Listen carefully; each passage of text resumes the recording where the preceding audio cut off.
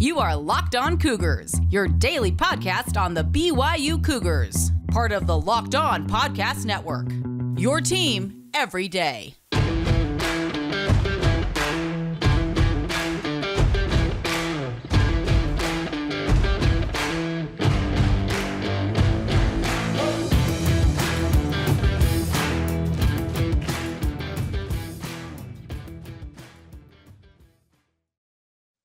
Once again, welcome into Locked On Cougars. I'm Jake Hatch, your host here. We are your only daily podcast focused on the BYU Cougars. Very proud to be part of the Locked On Podcast Network, where, of course, the motto is your team every day.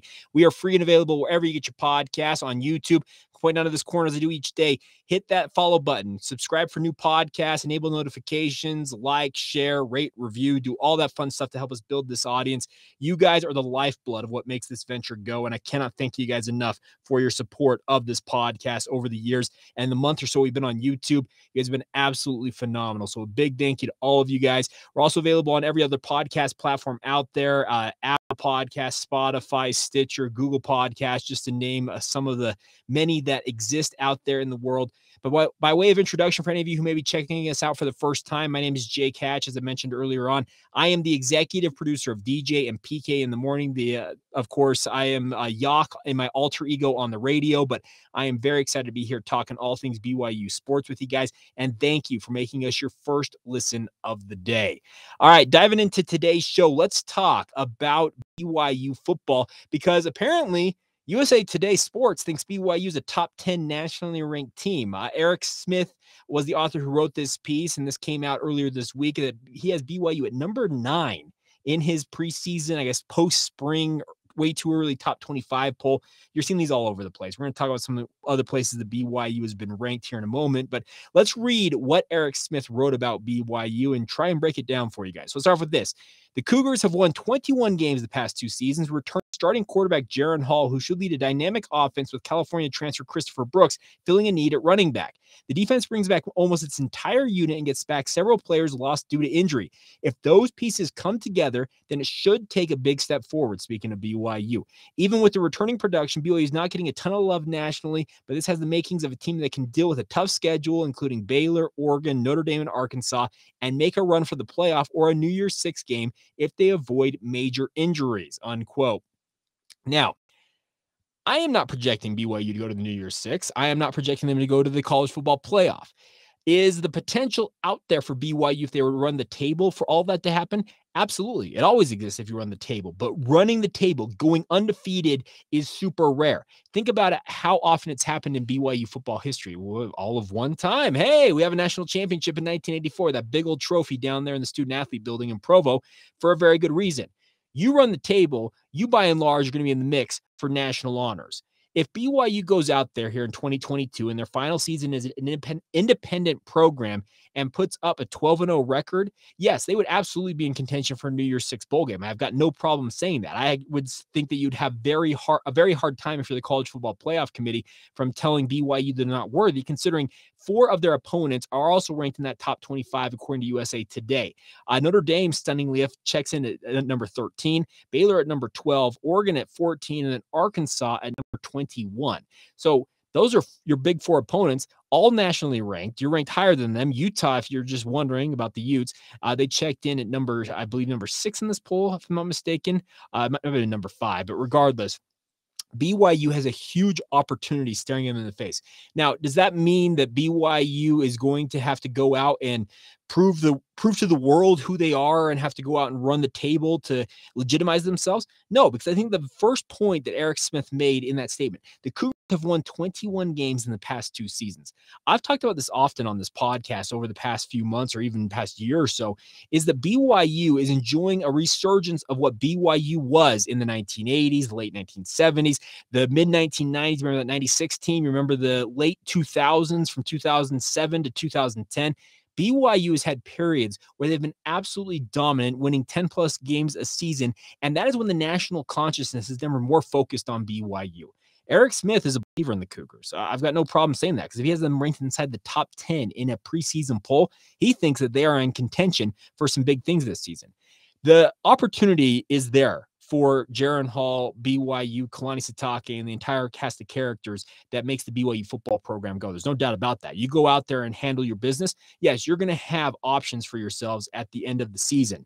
The bigger thing I think you need to pay attention to is the fact that BYU is getting this national love because they have legitimized themselves in the eyes of the national media. What I mean by that is, just for example, Fox Sports has BYU ranked number 16 in their latest poll. NCAA.com did one, had them actually pretty low at number 22. And then 24/7 Sports, they actually try to do a prediction of what they believe will be the preseason AP Top 25 poll. That's the most legitimate poll outside the college football playoff poll, which we all know is the end-all be-all because that's the one that determines the CFP and the New Year's Six bowl games. But the AP is probably number 2 on that list. And in their projection of the AP poll, they've got BYU number 15. This is a top 20 team at worst in the preseason, folks. Get hyped, get excited. This BYU football team has a lot staring it in the face. I would agree that Jaron Hall comes back to run an offense that should be very effective. If Christopher Brooks is everything he is cracked up to be, and everybody that I've talked to about Christopher Brooks at running back believes he can be a perfect complement, or not complement, a replacement for the departed Tyler Algier, who's now with the Atlanta Falcons. If he can do that, BYU's offense is going to be near unstoppable if everybody stays healthy. This offensive line, we're going to talk about another addition to it here in just a moment, is absolutely dominant, I feel like. They could have maybe their best season under Kalani Sitake along the offensive front. Jaron Hall is a very savvy quarterback. He stays healthy, BYU's got a great shot. Christopher Brooks, if he can put another 1,000-yard season in the books, he's going to have an opportunity to play at the pro level, and that'll pretty much seal that BYU's having a good season. And I don't worry about the wide receiving core or the tight ends. I think there's just enough bodies there that BYU will be fine. My bigger question mark is on that defense. Does it grow up enough that it can hold down teams? Can Peyton Wilgar, Keenan Neely, can they all come back healthy? Chaz Ayu, for example, come back healthy and make BYU's defense have more of a, to use a soccer term, more bite to it, be just tougher, be a team that is not the sieve they were at the end of last season. If you can do that, big opportunity, big things could be on the way for BYU. I've said this earlier on in the offseason. I am bullish on BYU's chances right now.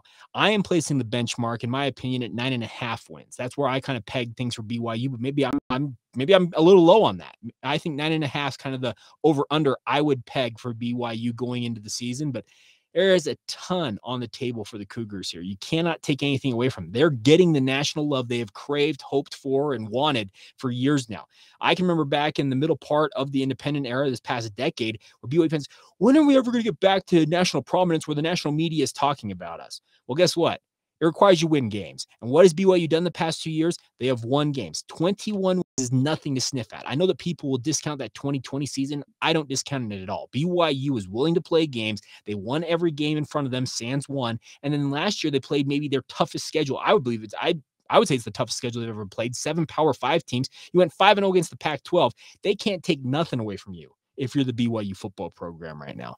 A lot of good stuff happening, and I'm very excited to continue to cover this team, and we'll be doing it all offseason long and obviously throughout the upcoming football season. 120 days away from today. Crazy, folks.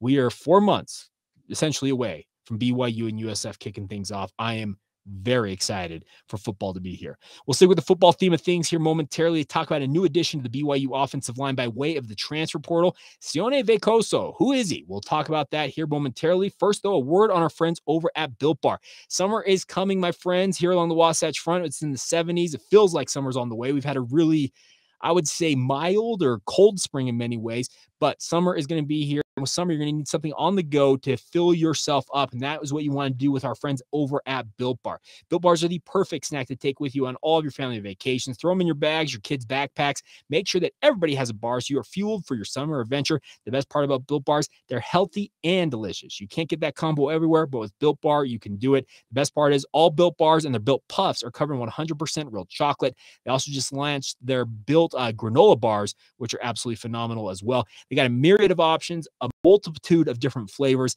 Give them a shot. It's not, and if, by the way, if it's not your favorite thing, give another one a shot. I have talked to people who were like, well, I tried a Built Bar. I didn't like that one. Well, guess what? You can't just try one. You got to try a few of them. So I would encourage you guys to get what they call their what do they call it? Their mixed box, where they actually send you every single flavor they've got in their repertoire at the time. Give them all a shot. The best part is every single one of them are healthy for you guys. The macros in these things, 130 calories, 4 grams of sugar, 4 grams of net carbs, and 17 grams of protein packed in there. You will not find a better option. And the best part is they're absolutely delicious, covered in 100% real dark chocolate. Check it out, my friends. Built.com right now. You can place your order there. While you're there, use the promo code LOCKED15. That's LOCKED15 for 15% off your order. Once again, promo code LOCKED15 at Built.com. And remember, you're supporting our friends over at BYU Football when you support Built Bar by way of the name, image, and likeness deal that they have with all BYU football players. So it's a double whammy for you guys. Enjoy the best tasting protein bars and support our friends over at BYU Football by supporting our friends at Built Bar. Thank you once again for making Locked On Cougars your first listen of the day. We are free and available wherever you get your podcasts. All right, let's talk a little bit more about the transfer portal. It giveth and it taketh, but right now it's giveth to BYU. Giveth? Is that the right term?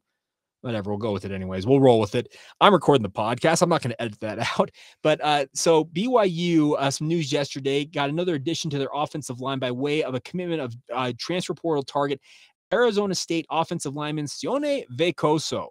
He's a native of Kailua, Hawaii, which is on Oahu, if I'm not mistaken, went to Kailua High School, is a member of the Church of Jesus Christ of Latter-day Saints. He served a mission, went to Brazil originally, then the pandemic obviously caused all kinds of issues. Actually finished his career, if I'm not mistaken, in Oregon. Funny enough, he was originally an Oregon State commit before his mission, came home from his mission, flipped his commitment to Arizona State, played in just one game last year when Arizona State took on UNLV, and only played in a marginal role. And he comes to BYU now with 4 years of eligibility behind him. And I was just looking at what his stats were, try to see some film on him. The one thing that stands out to me is he is exactly what BYU football has targeted with their offensive line recruiting over the past 6 years that Kalani Sitake has been BYU's head coach. Big, tall, and just absolutely powerful human beings. BYU, for a good part of the independent era under Bronco Mendenhall, went for the go fast, go hard mentality, where the offensive linemen were 280, 290 pounds. They were 300 pounds. You're like, wow, they got a big dude out there. Right now, BYU's offensive line, I think, is averaging somewhere around 310 pounds if you were to go off of last year's starters. And behind them, you got another group of guys that probably, the average pushes the 315. They are huge human beings. The best part is the height on this team, the offensive line. I think the average height is 6'6". This is an offensive line that is absolutely monstrous. There are NFL offensive lines that don't look as big as BYU's offensive line does. And Sione Veikoso fits right in there. 6'6" or 6'7", depending on which service you happen to read up on, 320 to 325 pounds. He is like just the prototype of what BYU wants for their offensive linemen. Tall, like I said, strong, powerful guys who are going to come in and just absolutely be maulers along that offensive line. The more important thing for this addition from Sione Veikoso is he actually helps BYU get a head start on potential replacements along that offensive line going into next offseason. I know it's weird to talk about this, but as Jeff Hansen, our good friend of the podcast, and obviously doing great work with the Give Him Hell pod and Cougar Sports Insider mentioned on Twitter, BYU could be poised to lose as many as 5 starting caliber offensive linemen this upcoming season after the season concludes. Those include Blake Freeland, who's getting some first round love by NFL mock drafts, Clark Barrington, who I think is an NFL guy, Joe Tukuafu, who also probably get looks at the NFL. Then Keone Saliapaga, we'll see if he gets a chance, if he can prove he's healthy, and also Harris LeChance. All 5 of those guys, who have all started at different points in their BYU career and are all starting caliber offensive linemen, could be gone. Well, you're getting a head start by potentially adding a guy who could be in the mix to replace them by getting Sione Veikoso into the program right now.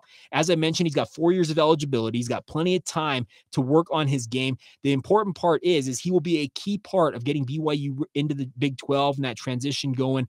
The nice part also about him is that I think that he is a guy who wants to be a BYU. He committed to Oregon State, went to Arizona State after a mission, and ultimately decided, you know what? I want to go play at BYU.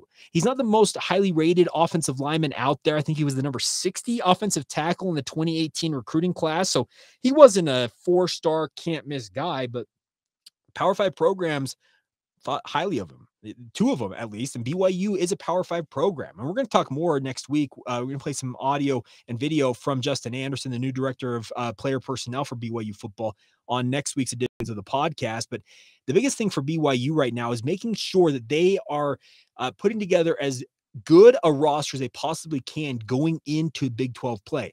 I really like the way BYU has kind of been set up here to ease their way into getting ready for the Big 12. This is not TCU and Utah where all of a sudden overnight you went from being, all right, you're a Mountain West team to now you're a Big 12 team in the case of TCU. Now you're a Pac-12 team in the case of Utah. And all of a sudden you have to figure out your roster. It resulted in multiple years where Utah and TCU were competing at a disadvantage while they tried to get their rosters up to snuff. BYU has known they're going into the Big 12 for over a year now, and I maybe officially it's still under a year, but they have some lead up time to get themselves ready for the Power 5 level. And they've always tried to stratify themselves under Kalani Sitake to be a Power 5-esque program. That's the biggest thing they've always talked about. We want to be a Power 5 quality program.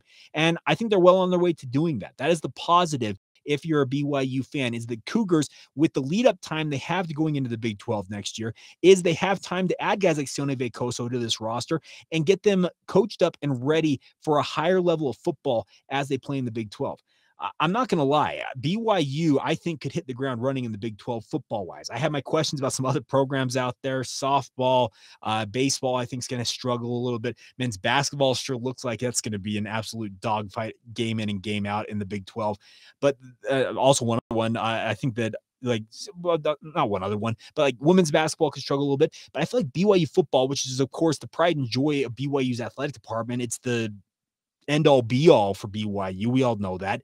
But I believe that BYU can go into that conference from day one and be on an equal footing with at least half, if not 3/4 of that conference. I'm serious about this. This is not some hot take I'm trying to throw out there. I'm not trying to blow smoke up somebody's skirt about BYU football's chances in the Big 12. I truly believe they can be a power player in the Big 12 from day one. You obviously need some good fortune, some luck. You need to have health on your side. You got to hit in recruiting with all of your evaluations and bringing kids in. But the lead up time BYU has here and the way they've recruited over the past 3 or so years in particular indicates to me that BYU is going to go into the Big 12 and immediately be a top half of the Big 12 contender. I know that their Big 12 teams out there, you think, you're more like Kansas. I don't believe that at all. Kansas is the absolute pit. So I don't think that is the case. I think BYU is going to go into the Big 12 and they're going to stun folks with their physicality, the way they played. And I think the Baylor game last year was the wake-up call BYU needed. That is a team that you're going to face in weekly. You're going to be facing weekly in the Big 12. You got to match their level. And I think BYU is still smarting from the beatdown that Baylor delivered to them last year. I would also add the caveat that Baylor had a little bit of an insight into BYU and what they were doing, but you can't teach physicality without experiencing it. I think that BYU learned a lot from that Baylor game. They talked in spring ball all the time about matching physicality as they get ready for the Big 12. Well, you're getting some time to get yourself ready. And there's some big time opponents coming up this season. I like the game against Arkansas. That is an SEC team that is absolutely physical. They're going to try to run the ball downhill like Baylor will on you. I think Oregon's going to be a tough game. The nice part is Notre Dame, Baylor, once again, you have an opportunity to reassert yourselves and really establish yourselves going into the Big 12 in 2023 by way of your play this year. So, I know I meant to talk more about Sione Veikoso, but I think he is kind of just the indicative factor, or what am I trying to say? The indication of what BYU is trying to accomplish, I suppose what I'm trying to say. BYU wants to be that big, bad bully team that teams just, oh, man, I don't want to play them this week. I don't want to be feeling that for the next 2 weeks after we play them. But that's what BYU is all about. And a guy like Sione Veikoso, I think he adds to an already trending up team that's already trending up in BYU, and I'm looking forward to seeing him join the program. We'll obviously be tracking him as training camp goes on later this summer, and anything else that comes out on the transfer portal, who knows? And by the way, I don't know how BYU is working their numbers. So you're probably sitting there, well, Jake, you said that the transfer portal's done. I thought they were, but somehow, some way, BYU is finding ways to get guys on the roster. Are going to be a spate of quote-unquote medical retirements or guys moving on from football?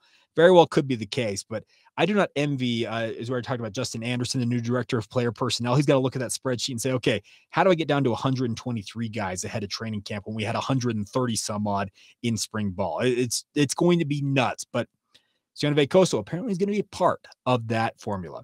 All right, coming up here in just a moment, we'll get you ready for the weekend ahead in BYU sports. We'll also talk about another one of the old timers in our top 50 countdown of the players outside the independent era for BYU. A guy that well, let's just put it this way. I really enjoyed talking about guys like him. I didn't get a chance to see him play, but I have family members who talk about him. We'll talk about one of the all-time great offensive linemen from BYU. We'll get to that here in just a moment. First, though, a word on our friends at BetOnline. BetOnline is your number one source for all of your betting stats and sports information needs. If you guys want to have some fun in the sports gambling realm, where it adds a little more of the intrigue factor to some of the sporting events you may otherwise be like, yeah, whatever. Well, bet up you guys do that. For all the latest sports developments, league reviews, and news, including this year's basketball playoffs, the Major League Baseball season, and this weekend's Run to the Roses in the Kentucky Derby coming back, you can get to betonline.net and have some fun with that. By the way, we got a Utah connection to the Kentucky Derby, by the way. Classic Causeway is owned by a guy who lives in Bear Lake, Idaho. So if you guys want to have some fun with that, get to betonline.net as your continued source for all of your sports wagering information, from live betting to playoffs, esports, and more. Head to the website today or use your mobile device to learn more about the trends in action available to you now. That's all courtesy of your friends over at BetOnline, where the game starts. All right, before we go here on today's show, we got two things we need to cover. Previewing the weekend ahead in BYU sports, and also get to one of our player profiles, our countdown to the football season, 120 days away. Today, we talk about number 43 in our non-independent era top 50 panel. And we're talking about a guy that was nicknamed the Bear. And when you're nicknamed the Bear, you better be a pretty good offensive lineman. That's exactly what Nick Eyre was for BYU in the late 1970s and early 1980s. I did not have the privilege of watching the Bear play football. I'll be very upfront about that because I was born in 1987. Nick Eyre finished his BYU career in 1980. That should explain everything for you guys. But I have family members who talked about Nick Eyre and his ability to absolutely dominate along the offensive line for BYU in the late 1970s. He protected the likes of Jim McMahon. He also protected, who am I thinking of? Mark Wilson. Mark Wilson also had him protecting his blind side. The more important thing is Nick Eyre was a guy who was just absolutely incredible with his technical ability, and he ended up being an All-American in 1980, first-team All-American, as well as second runner-up, third place in the Outland Trophy voting his senior year at BYU in 1980. This is a guy who was absolutely phenomenal, kind of a prototype of what modern offensive linemen were like, it felt like, just hearing what I heard about him. He wasn't necessarily that era's type of offensive lineman, kind of long and lean, and just the ability in BYU's offense when you're pass blocking a lot, just to keep guys away from the quarterback. And that's kind of the fun part about a guy like Nick Eyre. Sadly, he did pass away in 2018 at the age of 59. But trust me, I got enough family members, a grandfather and my father, who are been watching BYU for decades before I came along. They have seen all these players, and the stories they tell about these guys are absolutely incredible. And by the way, I probably should have thrown this out when we first started doing these countdowns. If you guys have connections to these players and you have stories about them, I'd love nothing more than to highlight them. If you knew Nick Eyre, you knew something about him, a fun tidbit, etc., feel free to send it over. I'd love nothing more than to hear from you guys. The social media feeds for the show, Locked On Cougars on Facebook, Instagram, or Twitter. My DMs are open on Twitter as well. You can catch me at Jacob C. Hatch. And as always, you can email the show. LockedOnBYU@gmail.com is the email address. Always love hearing from you guys and getting your insights. And if you have something on these guys, we'd love nothing more than to highlight you guys and highlight their stories as well. But Nick Eyre, number 43 in our all-time BYU player countdown, and the Bear, man, what an absolute legend. He was drafted in the 4th round of the 1981 NFL draft by the Houston Oilers and played just one season in the pro ranks. Went on to do other things in his life, but still, you cannot take away what he accomplished in a Cougar uniform. All right, other things before we go here on today's show is BYU Baseball beat Pepperdine 4-2 in their series opener last night. The Cougars will look to win that series today, 3 o'clock Pacific time, 4 o'clock Mountain time in Game 2 of the series. Game 3 in the series is tomorrow at 1 o'clock Pacific time, 2 o'clock Mountain time. BYU, if they win today, will get back to 500 in conference play. BYU's obviously trying to get into that top 6 in the West Coast Conference, and getting above 500 would be absolutely critical for their chances this weekend. Pepperdine's right around the middle of the conference like BYU is right now. I believe they're 8-11 now in conference play. BYU 9-10. So a big series here between the Waves and the Cougars. And like I said, game 2 in that series coming up this afternoon. BYU softball is up the I-5 corridor in Stockton, California this weekend as they take on Pacific. Cougars are absolutely having a monster season, but by way of their losing a 2-1 series to LMU in their first WCC action of the season, they're actually running in second place in the West Coast Conference, and BYU needs LMU to drop some games to regain control of the West Coast Conference. Well, you got to keep winning if you're BYU. 3 games against the Pacific Tigers, doubleheader today, as well as the series finale tomorrow at noon. Best luck to Gordon Eakin and his squad out there in Stockton. And then finally, BYU track and field is up in Eugene, Oregon for a preview of the national championships. Hayward Field, one of the more famed track and field venues in the entire world, it feels like, will be hosting the NCAA track championships, where they're hosting the Oregon Twilight event this weekend, and BYU track and field will be up there competing in that event. A lot of the best teams in the country go to this event, so it's a big opportunity for BYU track and field. And then one more note before we go here is the BYU Fan Fest are returning this month, my friends. They were obviously cut out due to the pandemic, but if you want to go out and meet your favorite Cougar players from various teams, you can do that at the Fan Fest, both in Farmington and St. George.